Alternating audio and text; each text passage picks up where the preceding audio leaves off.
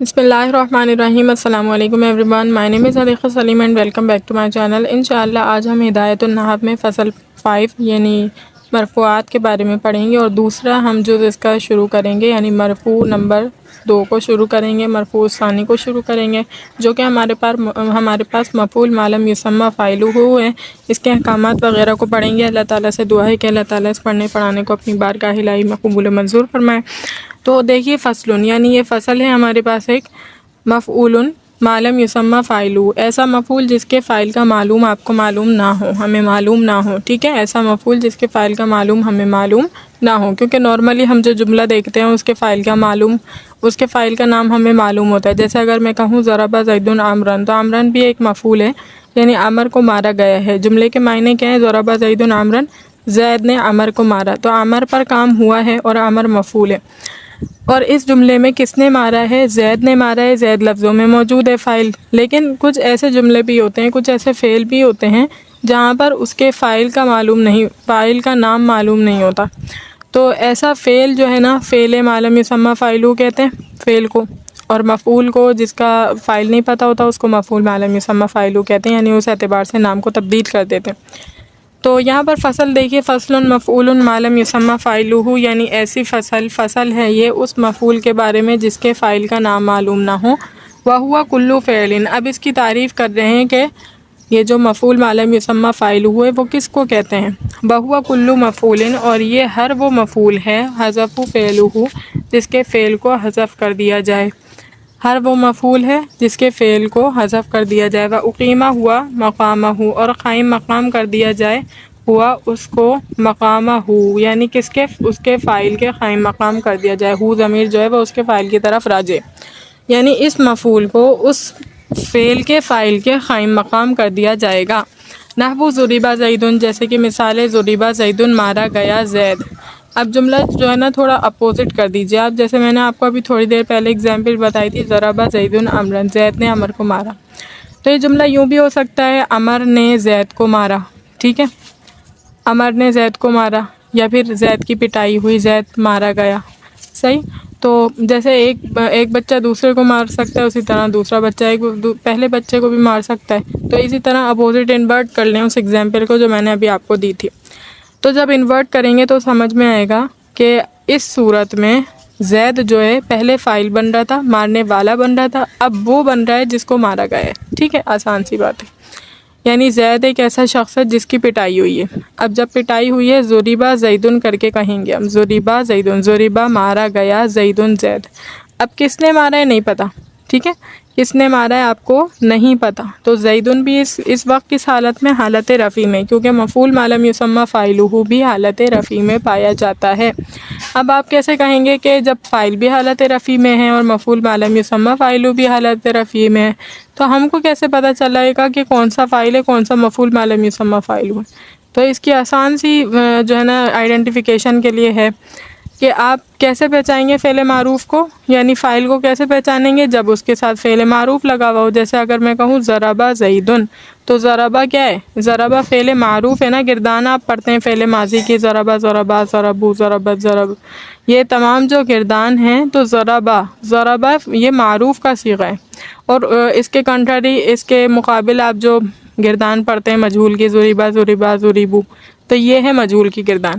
جب آپ کے ساتھ ایک اسم آئے مرفوع حالت میں، تو آپ اس کے فعل کو دیکھیے، اگر فعل آپ کے پاس معروف ہے تو اٹس مین دیٹ یہ والا اسم ظاہر کیا ہے وہ اس کا فاعل ہے، اور اگر فعل مجہول ہے تو سمجھ جائیے کہ یہ نائب الفاعل ہے، یہ فاعل نہیں ہو سکتا، کیونکہ فعل مجہول کا جو فاعل ہوتا ہے وہ لفظوں میں موجود نہیں ہوتا، صحیح ہے۔ تو یہ آسان سی پہچان بتا دی، آرام سے آپ لوگ اب پہچان سکیں گے انشاءاللہ۔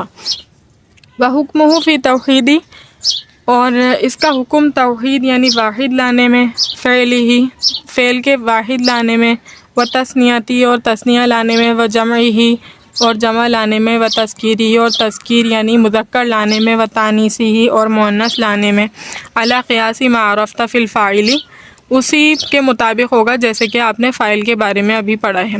آپ نے فاعل کے بارے میں پڑھا تھا نا کہ فعل کا فاعل اگر لفظوں میں موجود ہو، ٹھیک ہے، تو اس وقت فعل کی کیا صورت آئے گی؟ فعل ہمیشہ واحد کا صیغہ لایا جائے گا، صحیح۔ اسی طرح آپ نے کہا تھا کہ اگر فعل کا فاعل لفظوں میں موجود نہ ہو بلکہ ضمیر ہو، تو اس صورت میں آپ کیا کرتے تھے؟ اس صورت میں آپ فعل جمع کے لیے فاعل جمع، ٹھیک ہے، اور فاعل جمع کے لیے فعل جمع، فاعل تثنیہ کے لیے فعل تثنیہ، فاعل واحد کے لیے فعل واحد لایا کرتے تھے۔ تو پورے قواعد اسی طرح ہیں۔ یہ تو تھے آپ کے تثنیہ، جمع اور واحد کے قاعدے۔ اس کے بعد آپ کے پاس مذکر اور مؤنث کے اعتبار سے قاعدے تھے کہ مؤنث حقیقی ہو تو ہمیشہ واحد مؤنث کا صیغہ لے کر آئیں گے، ٹھیک ہے، اور اگر مؤنث حقیقی اور اس کے فعل کے درمیان فصل آ جائے تو پھر ہمیں اختیار ہے کہ ہم واحد مؤنث کا صیغہ لائیں یا پھر واحد مذکر کا صیغہ لائیں۔ پھر ہم نے اسی طرح کہا تھا کہ اگر اس کا فاعل لفظوں میں موجود ہے تو ہم اس طرح کریں گے، لفظوں میں موجود نہیں ہے تو اس طرح کریں گے۔ جمع مکسر کو اس طرح ڈیل کریں گے۔ جمع مکسر اگر جو ہے ضمیر کی صورت میں موجود ہے، فاعل کی صورت میں موجود نہیں ہے، تو پھر ہمیں اختیار ہے کہ جمع مؤنث سالم لے کر آئیں یا جمع مذکر لائیں۔ تو یہ تمام جو قواعد تھے نا فاعل اور فعل کے اعتبار سے، وہی جاری ہوں گے کس کے ساتھ؟ مفعول کے ساتھ۔ علم النحو میں ڈیٹیل سے لکھا ہوا ہے، آپ لوگ وہاں سے بھی یاد کر سکتے ہیں، اور جو اس سے پہلے میں نے فاعل والا لیکچر دیا تھا اس میں بھی بہت بخوبی جو ہے بہت اچھی طریقے سے اس کو ایکسپلین کیا گیا ہے، جس سے آپ اس کو سمجھ سکتے ہیں، پہچان سکتے ہیں۔ مفعول ما لم یسمی فاعلہ کی تشریح دیکھیے۔ مرفوعات کی پہلی قسم سے فراغت کے بعد اب مصنف رحمۃ اللہ علیہ مرفوعات کی قسم ثانی کو بیان فرما رہے ہیں، اور وہ مفعول ما لم یسمی فاعلہ ہے۔ مفعول ما لم یسمی فاعلہ ہر اس مفعول کو کہتے ہیں جس کے فاعل کو ذکر نہیں کیا گیا ہو اور اس مفعول کو اس فاعل کے قائم مقام کر دیا گیا ہو۔ اس کا دوسرا نام نائب الفاعل بھی ہے۔ اس کی مثال ضرب زید، مارا گیا زید مارا گیا، اصل میں تھا ضرب عمرو زیدن، عمر نے زید کو مارا۔ ضربہ کو فعل مجہول بنایا گیا ہے اور اس کے فاعل کو حذف کر دیا گیا ہے، اور اس کے مفعول زیدن کو اس کے قائم مقام کر دیا گیا تو ضرب زیدن بن گیا، ٹھیک ہے۔ یعنی مصنف رحمۃ اللہ علیہ پہلے مرفوع سے فارغ ہو کر اب جو ہے آپ کو مفعول ما لم یسمی فاعلہ سمجھا رہے ہیں، بتا رہے ہیں، اور کہتے ہیں کہ ہر وہ مفعول جس کے فاعل کو حذف کر دیا جائے اسے مفعول ما لم یسمی فاعلہ کہتے ہیں۔ جیسے آپ کے سامنے مثال ہے، ضرب زید زید مارا گیا، تو اصل میں جملہ تھا ضرب زید عمرا، ضرب عمرو زیدا، عمر نے زید کو مارا، لیکن اس مثال میں عمر کو محذوف کر کے ڈائریکٹ زید کو ذکر کر دیا گیا اور زید کو عمر کے قائم مقام کر دیا گیا، جس کی وجہ سے اس پہ رفع آ گیا ہے، ٹھیک ہے۔ تو اس کے بعد اس کا حکم ہے، جو میں نے آپ کو بتایا کہ فاعل کو کس طرح سے لاتے تھے، ہم فاعل کو دیکھ کر فعل کو لاتے تھے، اسی طرح فعل مجہول کو بھی لائیں گے، ٹھیک ہے۔ مفعول ما لم یسمی فاعلہ کا حکم اس کے مفرد، تثنیہ، جمع مذکر و مؤنث لانے میں بعینہ ہی وہی ہے جو فاعل کی بحث میں گزر چکا ہے۔ اچھا جی، کیا حکم ہے؟ اب دیکھیے، یعنی اگر مفعول ما لم یسمی فاعلہ اس میں ظاہر ہو، فعل ہمیشہ مفرد ہی لایا جائے گا، خواہ یہ مفعول ما لم یسمی فاعلہ مفرد ہو، تثنیہ ہو یا جمع ہو، جیسے ضرب زید، ضرب زید، ضرب الزیدان، ضرب الزیدون، ٹھیک ہے۔ اب کہہ رہے ہیں کہ اگر فاعل یعنی نائب الفاعل آپ کے پاس لفظوں میں موجود ہے تو بھائی وہ تثنیہ ہو، جمع ہو، واحد ہو، کچھ بھی ہو، ہم واحد کا صیغہ لے کر آئیں گے، جیسے مثالوں میں بتا دیا، ضرب زید، یہاں پر زید واحد تھا، لفظوں میں موجود تھا فاعل اس کا نائب الفاعل، تو ہم نے ضربہ لے کر آئے واحد کا صیغہ۔ پھر ضرب الزیدانی میں بھی زیدان لفظوں میں موجود تھا، اسی وجہ سے ضربہ لائے دوبارہ واحد، اور پھر زیدونہ میں بھی یہ کیا تھا؟ واحد، یعنی کہ لفظوں میں موجود تھا، اسی وجہ سے ضربہ لے کر آئے واحد کا صیغہ۔ اس کے بعد کہتے ہیں اور اگر یہ مفعول اس میں ضمیر ہو تو فعل مجہول اس کے مطابق لایا جائے گا، یعنی مفرد کے لیے مفرد، تثنیہ کے لیے تثنیہ اور جمع کے لیے جمع لایا جائے گا، جیسے زیدن ضربا، الزیدانی ضربا، الزیدون ضربوا۔ وہی بات ہے کہ جب لفظوں میں موجود نہیں ہوگا بلکہ ضمیر ہوگی۔ اب آپ کہیں گے ضمیر کیسے؟ یہ میں نے پہلے بھی سمجھایا تھا اور دوبارہ سے سمجھا رہی ہوں۔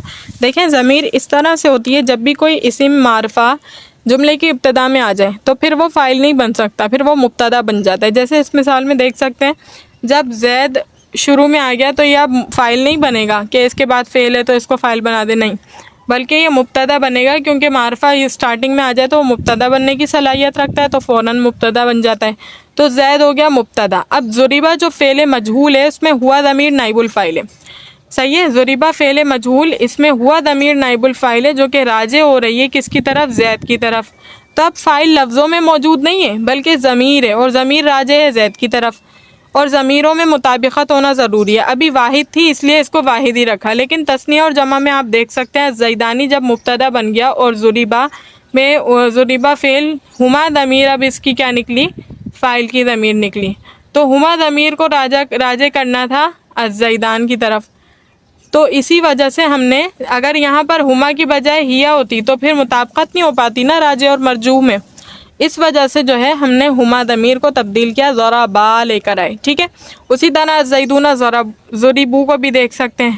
اب یہاں کیا تھا، ضریبو فعل مجہول تھا، الزیدون مبتدا بن چکا تھا، کیونکہ معرفہ شروع میں آ جاؤ مبتدا کا مستحق ہو جاتا ہے، مبتدا بن جاتا ہے، ٹھیک ہے۔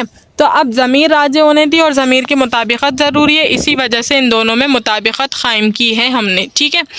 اور اب یہ کیا کون سے قواعد تھے، واحد تثنیہ جمع کے اعتبار سے قواعد تھے، دو ہی قواعد ہیں، بہت آسان ہے، ان کو یاد ہو جانا چاہیے آپ کو۔ اب کیا ہے، اگر مفعول مؤنث حقیقی ہو تو فعل کو بھی مؤنث لایا جائے گا، خواہ اس میں ظاہر ہو یا اس میں ضمیر ہو، بشرط یہ ہے کہ فاصلہ نہ ہو۔ فاصلہ نہیں ہے نا تو پھر ہم کیا کریں گے، مؤنث حقیقی ہونے کی صورت میں واحد مؤنث کا صیغہ لائیں گے، جیسے ضربت ہندن، صحیح ہے، ضربت ہندن و ہندن ضربت۔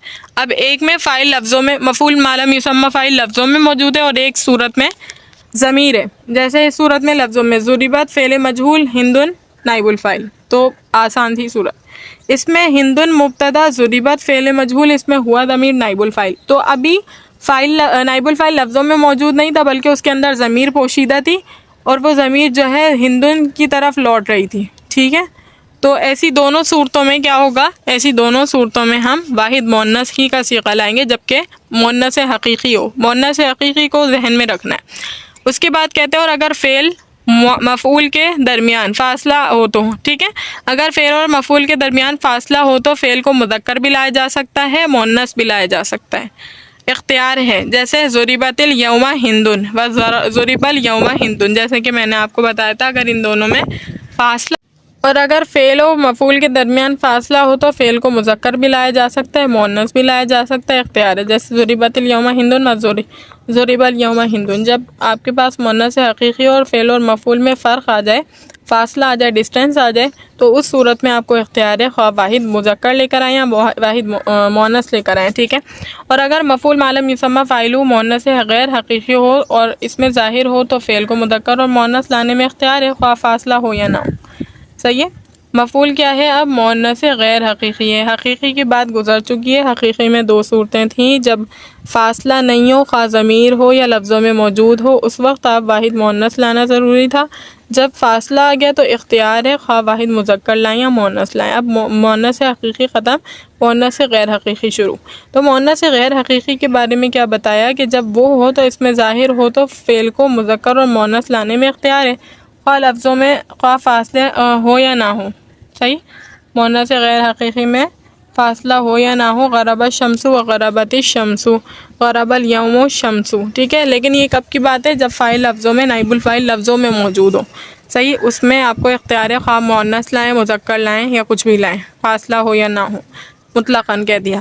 اور اگر مؤنث غیر حقیقی ضمیر ہو تو فعل کو مؤنث لائیں گے، جیسے اذا الشمس کورت، ٹھیک ہے، قرآن مجید کی آیت آ گئی کہ اذا الشمس کورت، اس میں کیا تھا، اس میں یہ جو ہے ضمیر تھی، الشمس پہلے آ گیا تو مبتدا بننے کا مستحق ہو گیا، کورت بعد میں آیا ہے، وہ کورت فعل مجہول، اس میں ہی ضمیر نائب الفاعل جو کہ راجع ہے الشمس کی طرف، ٹھیک ہے۔ تو اس کی وجہ سے کیا ہوا ہے، اس کی وجہ سے ان دونوں میں مطابقت پیدا کرنے کے لیے ہم نے ضمیر کو اس کے مطابق راجع کرنا ضروری ہوگا۔ افٹر دیٹ آپ کے پاس جو ہے فصل موجود ہے مبتدا اور خبر کے حوالے سے، تو مبتدا اور خبر کی فصل کو پڑھتے ہیں۔ فصل المبتدا والخبر، یہ فصل جو ہے وہ مبتدا اور خبر کے بارے میں ہے۔ وہما اسمانی مجردان عن العوامل اللفظی، اور یہ دو اسم ہوتے ہیں، وہما اور یہ دونوں، اسمانی دو اسم ہوتے ہیں، مجردانی خالی ہوتے ہیں، عن العوامل اللفظی لفظی عوامل سے، اور یہ دونوں خالی ہوتے ہیں لفظی عوامل سے۔ احدہما ان میں سے ایک، مسند الیہ مسند الیہ ہوتا ہے، ویسمى المبتدا، اور اسے مبتدا کہتے ہیں، ٹھیک ہے، اور اسے مبتدا کہتے ہیں۔ ابھی تک کیا بتایا آپ کو، یہ فصل مبتدا اور خبر کے حوالے سے بتائی گئی، اور یہ دونوں اسما جو ہیں وہ مجرد ہوتے ہیں، خالی ہوتے ہیں عوامل لفظیہ سے، یعنی آپ دیکھتے ہیں فاعل مرفوع ہوتا ہے، جیسے اگر میں کہوں ضرب زیدن، ٹھیک ہے، تو یہ جو فاعل ہوگا یہ مرفوع ہوگا کس کی وجہ سے؟ ضربہ فعل کی وجہ سے. تو ہم زید کا جو عامل ہے وہ کس کو مانتے ہیں؟ ضربہ کو مانتے ہیں. اسی طرح اگر کوئی نائب الفاعل ہوتا تو یہاں پر ضریبہ لکھا ہوا ہوتا اور یہ نائب الفاعل پر رفع آ رہا ہوتا تو ہم کہتے ہیں کہ اس کو رفع دینے والا کون ہے؟ اس کا عامل ضریبہ ہے. ٹھیک ہے. تو لیکن یہ جو مبتدا اور خبر ہوتے ہیں ان کے پہلے کوئی چپکا ہوا عامل نہیں ہوتا، یعنی یہ بغیر کسی عامل کے مرفوع ہوتے ہیں. عن العوامل اللفظی احدہما مسند الیہ، ان میں سے ایک کیا ہوتا ہے؟ مسند الیہ. علم النحو میں بھی بہت ڈیپلی آپ نے پڑھا ہے اس کو کہ کون مسند الیہ ہوتا ہے. مسند الیہ وہ ہوتا ہے جس کی طرف نسبت کی جائے. جیسے میں کہوں زید قائم، یہ آپ نے ترکیب پڑھی تھی علم النحو خاصہ اول میں، جس میں آپ کو بتایا گیا تھا مسند الیہ اور مسند کے بارے میں. تو آپ کو بتایا تھا زید مسند الیہ ہے اور قائم مسند ہے. تو مسند الیہ وہ ہوتا ہے جس کی طرف نسبت دی جائے، جس کی طرف نسبت دی جائے. قائم کی نسبت اس صورت میں زید کی طرف ہے. صحیح ہے. قائم کی نسبت کس کی طرف ہے؟ زید. زید زیادہ امپورٹنٹ ہے. تو زید یہ ہوا مسند الیہ. مسند الیہ اسناد جس کی طرف ہو، نسبت جس کی طرف ہو اس کو مسند الیہ کہتے ہیں. اور قائم جس کو نسبت دی جا رہی ہے، قائم کو نسبت دے رہے ہیں نا ہم زید کی طرف، تو قائم خود کیا ہوا؟ مسند. زید کی طرف نسبت ہو رہی ہے تو یہ مسند الیہ، اور جس کو دے رہے ہیں نسبت یعنی اس کو ٹرانسفر کر رہے ہیں ادھر نا، تو یہ خود کیا ہوا؟ مسند ہوگی. اس کے بعد ہمارے پاس جو ہے مرفوعات کی قسم یعنی مبتدا اور خبر کا بیان ہے. مبتدا اور خبر بہت ڈیمانڈنگ ٹاپکس ہیں، یہ پیپر میں بھی آتے ہیں. اللہ تعالیٰ سے دعا ہے کہ اللہ تعالیٰ اس کو اچھی طریقے سے آپ کے ذہن میں بٹھا دے. آمین ثم آمین. تو دیکھیے جب مصنف رحمۃ اللہ علیہ مرفوعات کی قسم ثانیہ اور اس کے احکامات سے فارغ ہوئے تو اب مرفوعات کی قسمیں تقسیم ثالث اور رابع کو بیان کرتے ہیں جو کہ مبتدا اور خبر کے بیان میں. ٹھیک ہے. مرفوعات کی دوسری اور پہلی قسم سے فارغ ہو گئے تو تیسری اور چوتھی کو بیان کر رہے ہیں جو کہ مبتدا اور خبر کے حوالے سے. اب سوال یہ پیدا ہوتا ہے کہ مصنف رحمۃ اللہ علیہ نے ان دونوں کو ایک ہی فصل میں ذکر کیا ہے، حالانکہ یہ دونوں مرفوعات کی دو مستقل قسمیں ہیں. ان میں اب کہہ رہے ہیں کہ جب دو مستقل قسمیں تیسری اور چوتھی تو ایک ہی فصل میں ان کو کیوں جو ہے نا ذکر کر دیا ایک ساتھ؟ الگ الگ ان کو امپورٹنس ویلیو دینی چاہیے تھی اور ان کو الگ الگ بیان کرنا چاہیے تھا. جواب دیکھیں ان دونوں میں تلازم ہے، ایک دوسرے کو لازم ہے. جیسے ایک مذکور ہو تو دوسرا بھی ملزوم ہوگا، ایک دوسرے سے جدا نہیں ہوتے. دوسری وجہ ان دونوں کا ایک جو ہے نا عامل میں جمع کرنے کی یہ ہے کہ ایک فصل میں جمع کرنے کی یہ ہے دونوں عامل مانوی میں مشترک ہے. ٹھیک ہے. دونوں کا عامل مانوی ہوتا ہے. پہلی بات بتا دی کہ لازم و ملزوم ہے، اگر مبتدا موجود ہوگا تو خبر بھی ہوگی، خبر ہوگی تو مبتدا بھی ہوگا. ٹھیک ہے. اور دوسری بات یہ بتائی کہ یہ دونوں عامل مانوی کے اعتبار سے مشترک ہیں کہ عامل مانوی مبتدا میں بھی ہوتا ہے، خبر میں بھی ہوتا ہے. جب دونوں چیزیں ریزیمبلنس ان میں ہیں تو مصنف کو یہ مناسب معلوم ہوا کہ دونوں کو ایک ہی فصل میں بیان کر دیں. ٹھیک ہے. اس کے بعد فوائد و قیود ہے. یہ جو آپ کو ڈیفینیشن بیان کی گئی ہے وہ کس طرح کن فوائد و قیود کے ذریعے سے آپ تک پہنچی ہے کہ اس میں کن کن چیزوں کا استثناء ہے، کن کن چیزوں سے اعتراض کیا گیا ہے، وہ سب کچھ بتایا جائے گا. فوائد و قیود ہما اسمانی یعنی مبتدا اور خبر دونوں اسم ہیں جو عوامل لفظیہ سے خالی ہیں، خواہ وہ اسم حقیقی ہوں یا حکمی تعویلی ہوں. حقیقی کی مثال زید قائم، حکمی تعویلی کی مثال ان تصدقوا خیر لکم. صحیح ہے. حقیقی، حکمی، تعویلی وغیرہ کی مثالیں ہیں کہ وہ دونوں اسم ہیں، خواہ وہ حقیقی ہوں حکم تعویلی ہوں. ٹھیک ہے. صحیح. تو یہاں پر زید قائم کے ذریعے مثال دی ہے حقیقی کی کہ یہ دونوں حقیقی ہیں، ظاہر حقیقت کے اعتبار سے اسم ہے. لیکن دوسری مثال دیکھیں ان تصدقوا خیر لکم، اس میں ان تصدقوا اسم نہیں تھا. ان تصدقوا اگرچہ اس میں حقیقی نہیں ہے لیکن حکمی ہے. ان مصدر کی وجہ سے بتاویل مصدر ہو گئے اور مبتدا ہو گئے. ٹھیک ہے. ان تصدقوا تو فعل ہوتا ہے، تو تصدقوا جب ان مصدریہ کی تعویل میں آیا تو وہ گویا کہ اسم بن گیا ہے، اسمی معنی اسمی پیدا ہو گئے جس کی وجہ سے اس کو اسم بنایا گیا ہے. ٹھیک ہے. مبتدا اس کی مثال دے دی. اس کے بعد لیکن حکمی ہے، ان مصدر کی وجہ سے بتاویل مصدر ہو گیا اور مبتدا ہو گیا ہے. خبر کی مثال جیسے زید یضرب، یہ یعنی خبر کے حکم تعویلی ہونے کا مثال. یضرب تو فعل تھا لیکن خبر کیسے بن گئی، اسم کیسے بن گیا؟ تو یضرب خبر واقع ہوئی، پھر بتاویل مفرد ہم اس کو کیا کر دیتے ہیں؟ اسم بنا دیتے ہیں مبتدا کا. ٹھیک ہے. مجردان عن العوامل اللفظی، پہلی فصل ہے، اس سے وہ اسم خارج ہو گئے جس پر عوامل لفظیہ ہیں جیسے انا اور کانا وغیرہ کا اسم خارج ہو گیا۔ دیکھیں ایک ایک چیز کی فوائد و قیود بتائی جائیں گی کہ اسم سے وہ تمام اسما خارج ہو گئے جن پر عوامل لفظیہ تھے، ٹھیک ہے، جن پر جیسے فاعل پر فعل عمل کر رہا تھا، مفعول ما لم یسمى فاعل پر نائب الفعل مجہول عمل کر رہا تھا، انا کی خبر اور اسم پر انا حرف مشبہ بالفعل عمل کر رہا تھا، تو ایسے تمام نکل گئے جن کے عوامل لفظی ہوتے ہیں۔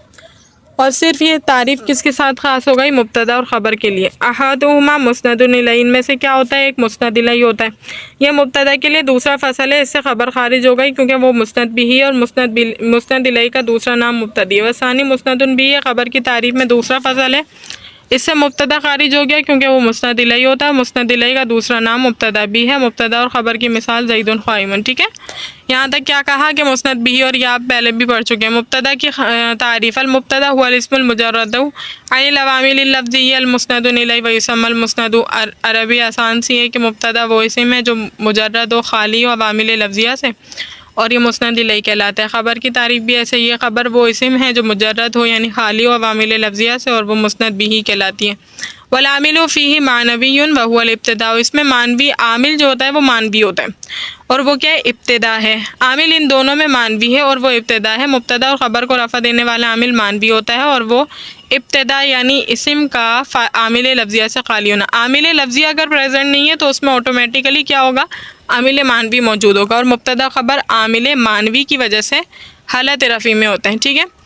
وہ ابتدا یہ مبتدا کا عامل ہے، اور اسم کا عوامل لفظیہ سے خالی ہونا اس کو کسی سے کی طرف مسند کیا جائے، اس طور پر کہ اس کو کسی طرف مسند کیا جائے، خبر کا عامل ہے، جیسے زید قائم میں زید مبتدا ہے اور اس کو رفع دینے والا عامل معنوی ہے اور وہ ابتدا ہے، یعنی زید کا عامل لفظی سے خالی ہونا تاکہ وہ مسند الیہ بنے، یہ چیز اس کو رفع دے رہی ہے، اور قائم خبر ہے، اس کو رفع دینے والا عامل بھی معنوی ہے، اور وہ ابتدا یعنی قائم کا لفظ عامل لفظیہ سے خالی ہونا تاکہ مسند بن سکے، یہ چیز اس کو رفع دے رہی ہے، ٹھیک ہے۔ آسان سی بات ہے کہ بس اس کو مبتدا کا عامل لفظیہ سے خالی ہونا تاکہ اس کو کسی یعنی اس کی طرف کسی چیز کو نسبت دی جا سکے تاکہ وہ مسند الیہ بن سکے، یہ چیز اس کو رفع دے رہی ہے، اور خبر کا عامل لفظیہ سے خالی ہونا تاکہ اس کو کسی چیز کی طرف نسبت دی جا سکے، یعنی وہ مسند بھی بن سکے، بس یہ چیز اس کو رفع دے رہی ہے، ٹھیک ہے۔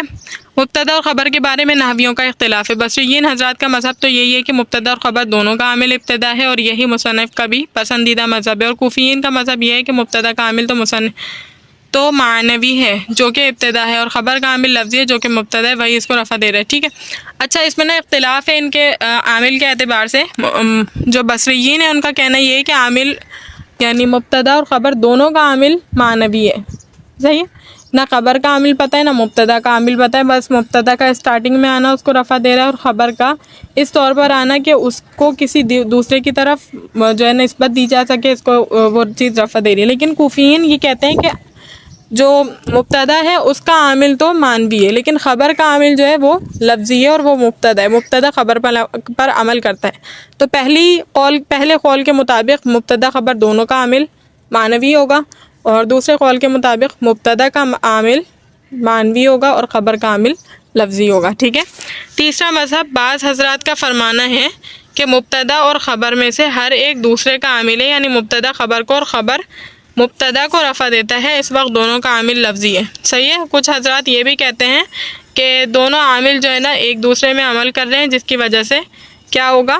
دونوں ایک دوسرے کو رفع دینے، اور اس صورت میں دونوں کا عامل مبتدا اور خبر دونوں کا عامل کیا ہو جائے گا؟ لفظی ہو جائے گا۔ عامل معنوی سے مراد، عامل معنوی کا مطلب یہ ہے کہ جس کو عقل سے پہچانا جائے، تلفظ میں نہ آ سکے، صحیح ہے۔ عامل معنوی جو تلفظ میں نہ آ سکے لیکن عقل سے پہچانا جا سکے۔ امید کرتی ہوں لیکچر اچھی طریقے سے سمجھ آئے ہوگا۔ اللہ تعالیٰ سے دعا ہے کہ اللہ تعالیٰ اس پڑھنے پڑھانے کو اپنی بارگاہ الہی میں قبول و منظور فرمائے۔ وآخر الدعوانا الحمد للہ رب العالمین۔ السلام علیکم۔